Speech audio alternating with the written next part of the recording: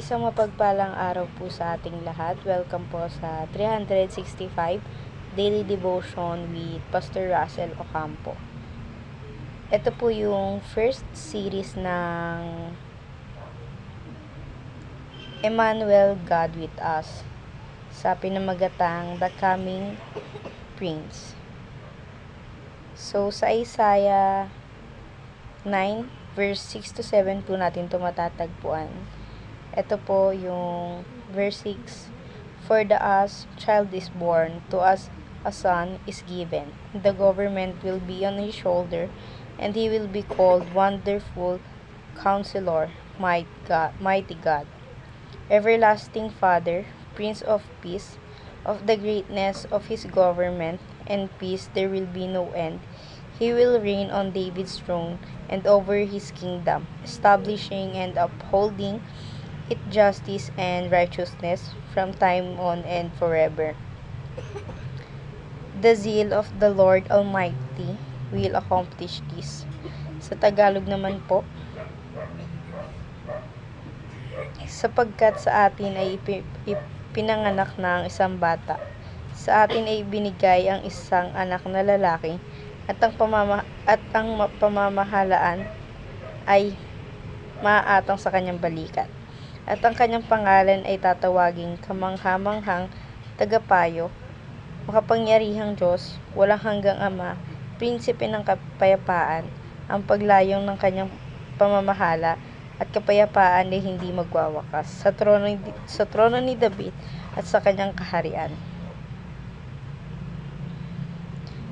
upang itatag at upang alalayan ng katarungan at ng katwiran mula sa panahong ito hanggang sa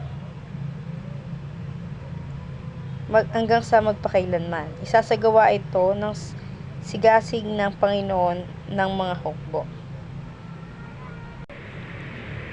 So, ang natutunan ko po sa first teaching, yung the government of Christ began at His birth. So, yung pamamahala sa atin ni Kristo, nagsimula nung kapanganakan niya, and na-declare siya na King of Kings simula nung siya ay pinanganak, dahil alam naman natin na siya ay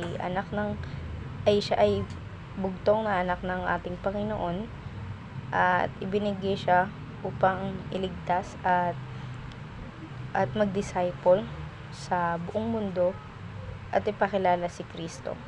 So, simula pagkabata niya or bago pa lang siya ipinanganak, dineclare na siya ang mamamahala sa buong mundo. Sa second teaching naman po, yung the government of Christ increases worldwide. So, kung dati ang pamamahala ni Kristo ay limitado lang sa iba't ibang bansa, ngayon ay nag-i-increase siya at mas lalong lumalago yung pamamahala ni Kristo, dahil hindi lang isang bansa kundi buong bansa ay nakikilala na ang ating Panginoong Kristo. Sa third teaching naman po, yung the government of Christ governs the nation. So, alam naman natin na si Christ yung nag-iisang anak ng ating Panginoong Kristo, and siya rin yung namamahala sa atin sa buong bansa. And alam natin na si Kristo ang maaasahan natin sa lahat ng bagay. Kaya hindi lang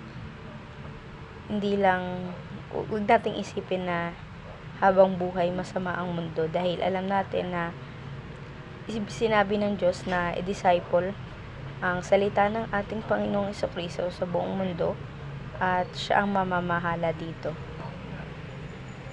Ang natutunan ko naman po sa application, yung first application, put your hope in Christ expanding influence. So, huwag po tayong umasa na kung naiisip po natin na nasa point tayo na kasamaan ang naghahari sa mundong ito, huwag po tayong umasa na hindi na ito mababago, dahil nagbigay ang Panginoong Kristo na pangako na siya ang maghahari sa buong mundo, at hahantayin lang natin yun. Hindi lang sa Pilipinas, kundi sa buong mundo, makikita natin kung paano tayo nagpupuri sa ating Panginoon at dinadakila siya. Sa second application naman po, yung embrace a positive perspective on the future.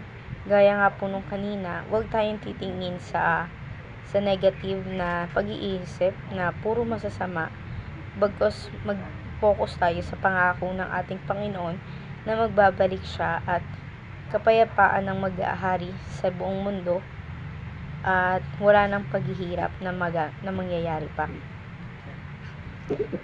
Third application naman po, yung pray for influence and make a difference.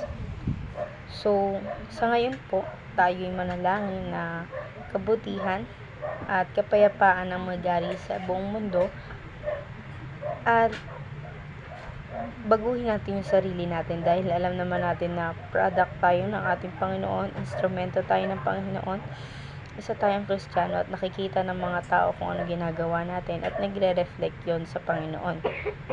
So, baguhin natin yung sarili natin sa good way na nakikita ng ibang tao na sa gayon ay matutunan din nila na kilalanin ang ating Panginoon sa Kristo. So, sa discussion naman po tayo, proceed tayo. How does the knowledge that Christ's government increases shape your perspective in the future? So,